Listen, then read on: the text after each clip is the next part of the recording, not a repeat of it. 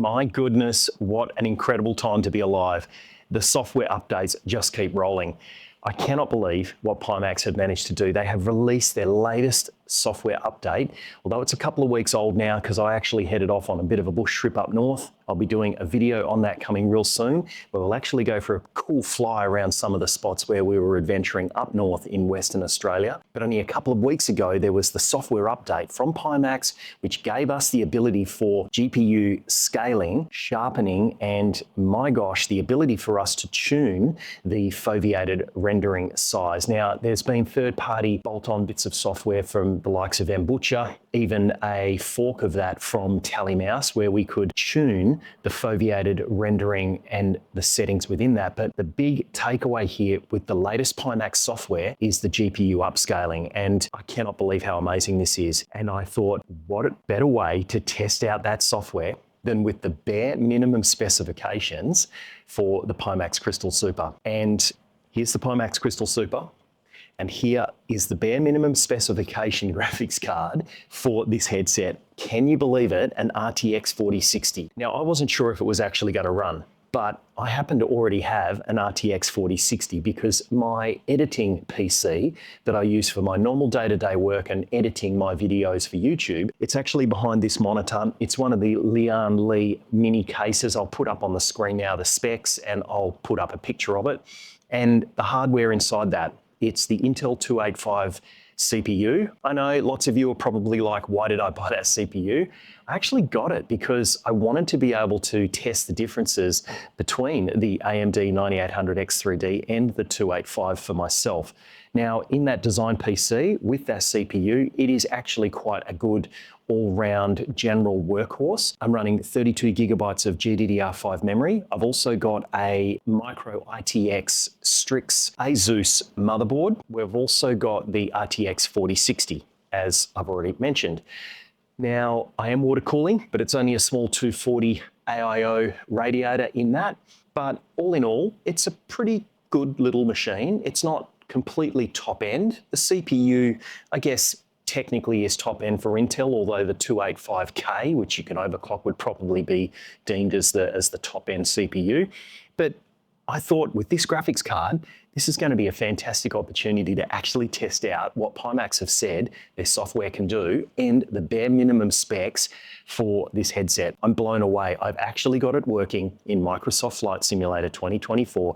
We're using foveated rendering for eye tracking. We're using GPU upscaling, and I will share with you all of my settings for Pimax software. I'll also share all of the settings for the Microsoft Flight Simulator 2024 in-game graphics settings. Now, I'm not doing it in the sim rig, although if you really want it, put it in the comments, and sure, I'll do some sim rig flying with the RTX 4060, but maybe the 4060 is not the card that everyone's really interested in. And I thought this is a fantastic opportunity for me to also go out and buy an RTX 5070 Ti. So here we've got the RTX 5070 Ti. I think this, alongside the 5080, is probably the most common graphics card that most people are going to have when it comes to NVIDIA's graphics cards.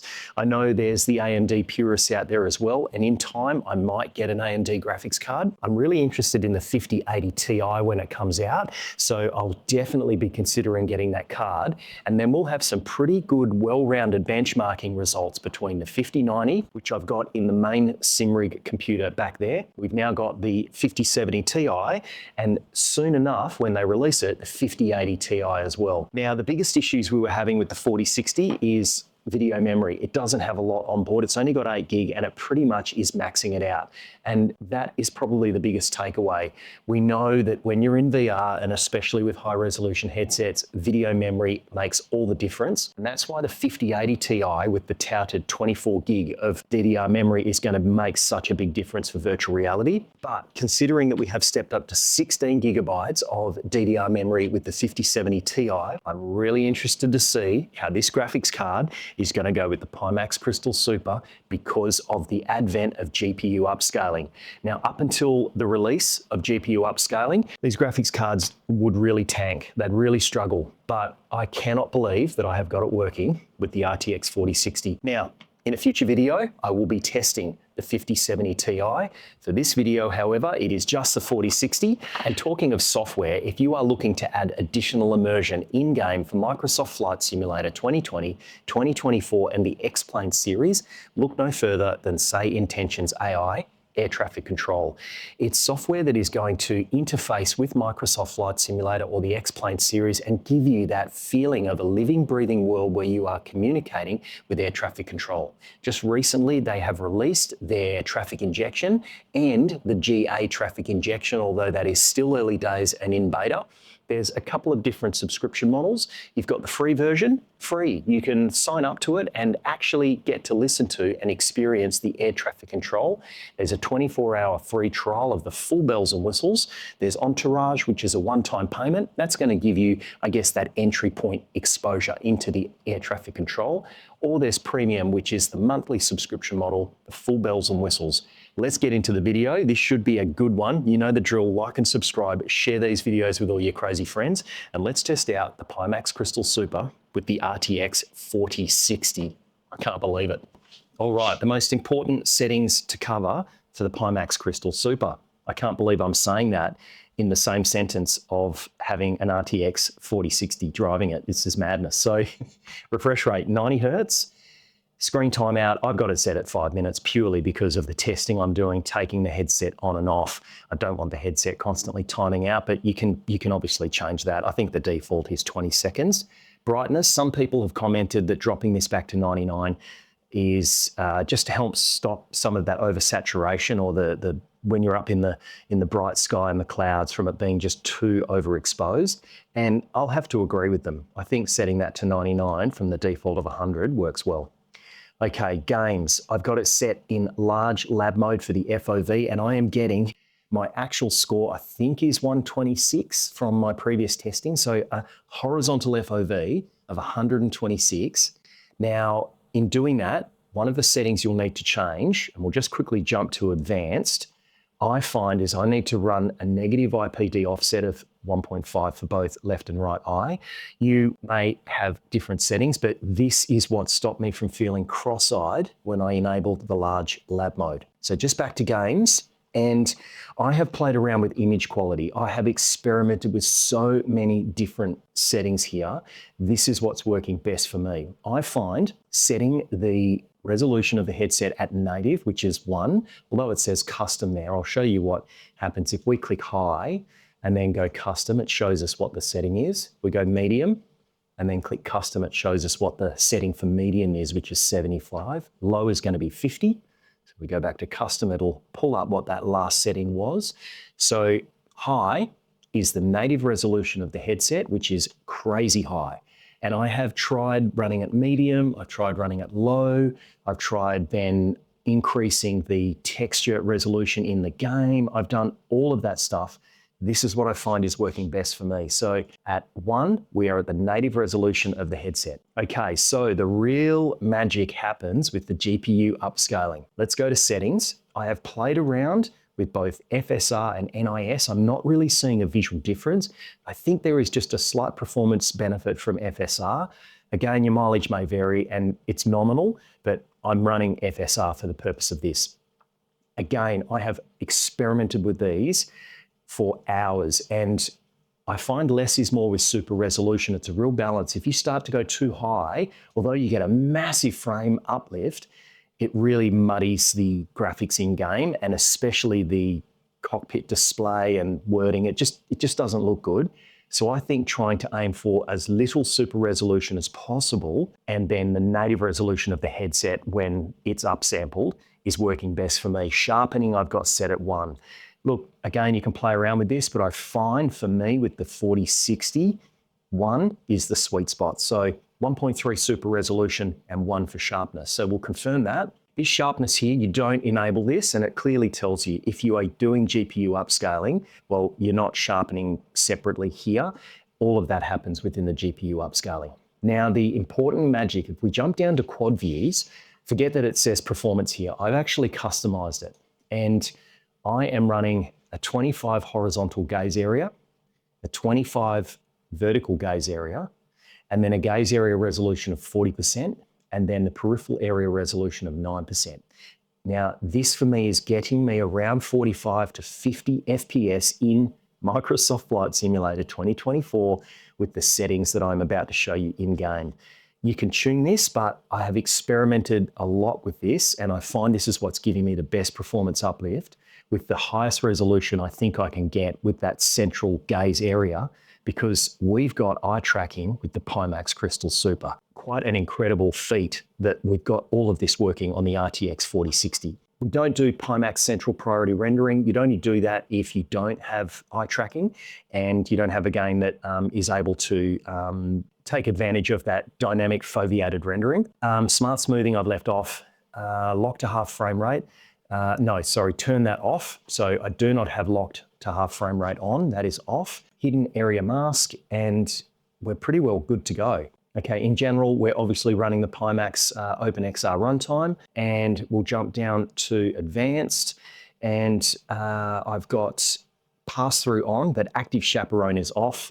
Look, although these aren't important settings for what we're talking about, if you're doing flight simulation stuff and you're static or even in a motion rig moving, I would turn the active chaperone off. Otherwise, that can just ruin your day with putting up the virtual wall in the headset. Right, let's now jump into the sim so I can show you the settings in Microsoft Flight Simulator. Okay, now not sure if this entirely matters, but just to take a bit of load off the GPU and the PC itself, just even loading in, I've set all of my monitor settings to pretty low end as well. But if we jump into VR and then go to VR graphics, this is what I've got best working for me. So look, this doesn't matter when it comes to any of the frames, but I've got exposure compensation at -0.2, anti-aliasing. So we are using DLSS super resolution in game, as well as using the Pimax software's upsampling as well. So upsampling on upsampling, but I find performance is the sweet spot. If we put it on ultra performance, it really muddies the cockpit's graphics. So performance is what I've got it set on. Now, foveated rendering must be on. This is critical for the uplift that we're getting with the frame rate. And although you get a bigger uplift running TAA, the problem with running TAA is that it is still quite a hit on the performance, and we just do not have enough video memory to really be able to support this. So at points we are maxing the video's memory out. We're hitting that ceiling all the time. Anyway, back to NVIDIA DLSS Super Resolution for anti-aliasing, NVIDIA DLSS Super Resolution on performance, foveated rendering is on, AMD Fidelity FX sharpening at 100, max frame rate is off, reprojection mode, this is a big one. You do not turn this on, it's just going to bomb the headset. So we are reprojecting, and unfortunately, reprojection does create some artifacts in game, but you get used to it pretty quick. And because I do a lot of bush flying, it really is negligible. So I've got that set on depth, world scale 105. This is a personal preference. NVIDIA Reflex Low Latency is on plus boost. Dynamic settings is off. I've played around with this, and to be honest, if you have an RTX 4060 and you actually want to game with the Pimax Crystal Super, you might want to turn that on. In some instances, I found it can just sharpen up the cockpit a little bit, and it's going to dynamically fluctuate those settings. But for the purpose of this, I've got everything fixed. So jump down to global rendering quality. Okay, terrain level of detail, 50. On-screen terrain pre-caching, low. Displacement mapping, off. Buildings, and I know, shock, horror, all of this stuff is off, but trust me, it really doesn't make that much of a difference when you're just bush flying and cruising around and you've only got an RTX 4060, right? Like, we can't have it all. So all of this stuff set on low. Plants, I've got off. You only really see the plants when you get down real low anyway. Rocks, off. Again, you really only see those when you're on the ground. Grass is off. Objects level of detail, 50. Again, I've experimented with some of this, and you can squeeze a little bit out of it, but I think for the sake of getting stable frames, and once you're flying, it's just beautiful up there in the sky. I think it's worth just setting that at 50 anyway. Volumetric clouds, low. Texture resolution. Now these next two are critical. I have found the sweet spot is high. If you go much lower than that, it completely muddies the cockpit, the gauges, the text of the labels looks terrible. So texture resolution is a big one. Make sure that's on high. And anisotropic filtering. If you don't have at least 4 times, man, it really starts to just blur the cockpit's gauges and dials. So it's really, really important that these two, high and anisotropic filtering 4 times. Everything else we've got set as low as we can. So low, there is no ray tracing in VR. We've got shadow maps 768, terrain shadows off, contact shadows off, windshield effects medium, ambient occlusion low, cube maps 192, ray merged off, light shafts off, cockpit refresh rate. I've got that actually set at medium. The reason for that is it just helps with what you're seeing in the cockpit, and it speeding up what you see on that glass cockpit. Character quantity off, character variety off, medium. Then we've got low, off, low, off, low, off, low, off, off, and off. Now, I know it seems catastrophic. We've literally got everything turned off, everything on low. But when you're out there and you're flying around, the fact that we can do this in the Pimax Crystal Super and with an RTX 4060, I mean, let's face it, that's a $400 graphics card, right? So this is mental. Let's now get into the game, and I'm going to show you what it looks like as best I can. And because we are so limited on resources, I'm not even going to use my screen capture. I'm going to film it raw with my camera looking at the monitor, and you can actually see what it's like. But what you see on the monitor is giving us a pretty good representation of what I am seeing in the headset. Let's get into it. Right, here we are. We're at Reno Steed. It's about 9 o'clock in the morning, a little bit of cloud cover, and I mean, just take it in.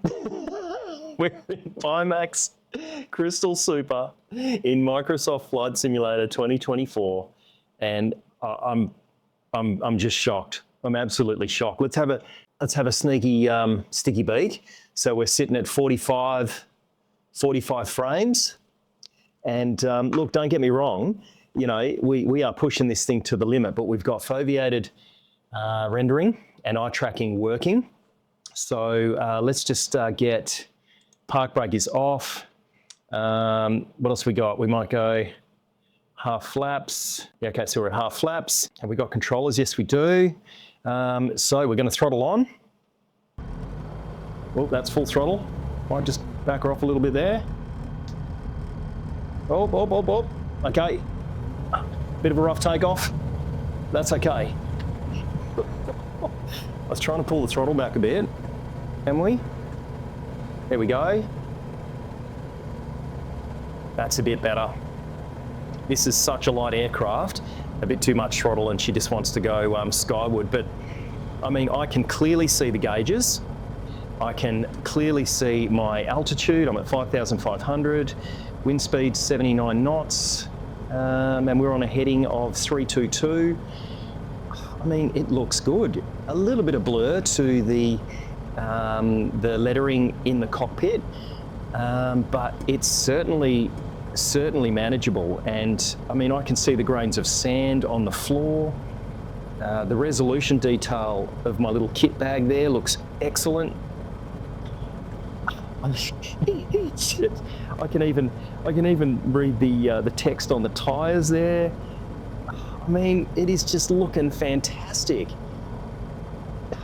It's amazing. It's really truly blowing me away that I am playing Microsoft Flight Simulator 2024 in a Pimax Crystal Super with an RTX 4060. And I've got all the tree cover and everything turned right down, but yet we've still got some trees. So it's not like you get nothing. You do still get some vegetation and detail on the ground. It's just not as highly detailed as it would be with all those other settings turned up. But this is looking really good. We might just circle around past the airport there. You can see some buildings just down there. So we do still have buildings. And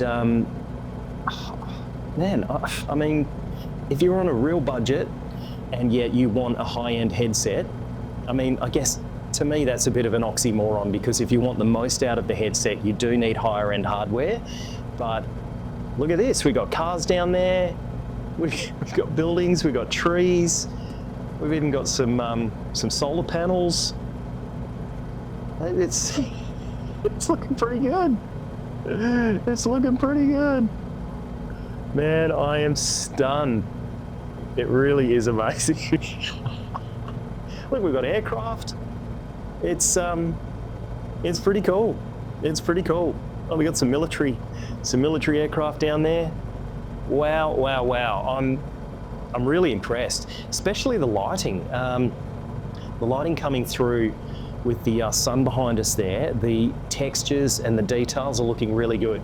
As I say, there's two settings that are really critical in Microsoft Flight Simulator that I find make the biggest difference overall, and that is the texture detail and anisotropic filtering. Those two single-handedly have the biggest impact on the game, and that is where I find the GPU upscaling that the Pimax software is letting us lean on the settings within Microsoft Flight Simulator to get this looking reasonably good. But that dash is looking excellent, completely playable, no problems at all. You might struggle a bit in some of the large commercial airliners where you've got quite a detailed cockpit, but certainly for bush flying and for what I'm doing here, this is playing exceptionally well. I've got my shadow of my aircraft down there, and we'll get down low level.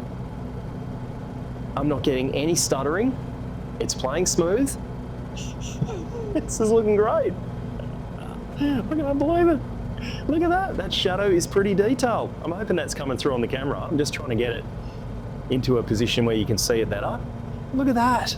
Man, I am truly this was not possible previously until this new advancement and release of the Pimax software, the GPU upscaling, and definitely the sharpening. Being able to lean on that sharpening after upscaling is a really big one. It's certainly making this look really, really nice. Really nice. Yeah, this is great. Ah, man, looking around in the cockpit, everything looks good. As I say, the clouds, sure, we don't have, volumetric clouds on Ultra and all the other eye candy, but if you are on a budget, you can still enjoy these high quality headsets with lower spec hardware, and it's just, I am quite blown away that I am playing this game with this headset on this graphics card. In my upcoming video though, we're going to test out the RTX 5070 Ti. I am going to share my settings and get it as optimized as best I can. And I am really excited to test that out. Now knowing that we can get this kind of result with the 4060, I cannot believe what we are going to experience with the 5070 Ti. That extra gigabytes of memory, I mean, it's double the memory, is going to make a huge difference because we are certainly maxing the memory out here. We might just need a bit more throttle there. A bit more throttle, we'll climb up over the hills here. This is good. This is playing good. Woohoo! And down into the valley.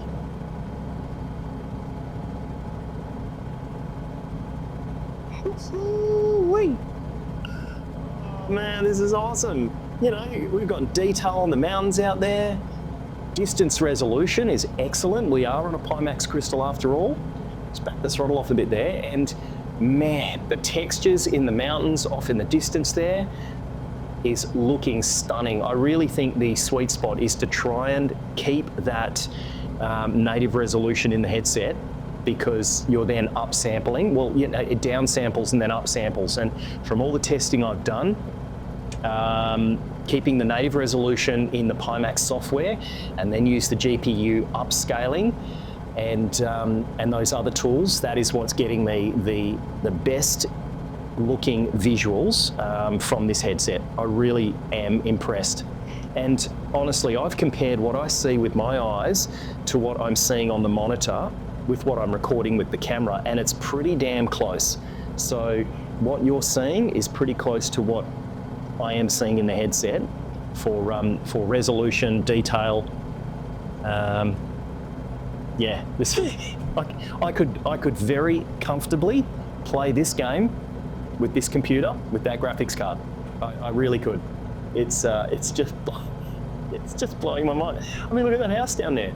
We got houses. We don't have a lot of traffic So they're the sorts of things that are turned down, but look, the traffic's not done that well in Flight Sim anyway, so I'm not really too fussed, but certainly enough detail going on there to let you know that there is a house and some trees around there. So I don't feel like I'm missing out on a huge amount, even though I'm bush flying, and obviously having that kind of detail on the ground does add to the immersion. But this is just really, really, really good. So we'll get right down low, come right down low, just to see what other textures we have popping in, if any. Yeah, so the ground is looking pretty sparse when you get down low level like this. We've turned a lot of that foliage and a lot of that stuff off. Of course, depending on the areas you're flying, you might be able to lean on that a bit, but you know, if you're flying at a couple of thousand feet in a bush plane, which isn't unusual to do, you're really not missing out on seeing a lot of that detailed trees and shrubs and flowers and fauna and grass on the ground. You're really not missing out on a huge amount. Once you get up to altitude, you don't see a massive amount of that. And yeah, the distance resolution though is excellent. I can see well off into the distance. The mountains look good. The clouds, they're a little bit smudgy, but yeah, it's just, I'm blown away. Let's have a look at these trees. A little cluster of trees down there. But they're nicely detailed. Look at that. Nothing wrong with that. Little cluster of trees. Woohoo! Man, I am impressed. This is crazy. Wow, I cannot believe that we were actually playing Microsoft Flight Simulator 2024 with the Pimax Crystal Super and an RTX 4060. Stand by for my upcoming video where we are going to be testing it out with the RTX 5070 Ti. I'll see you in the next video.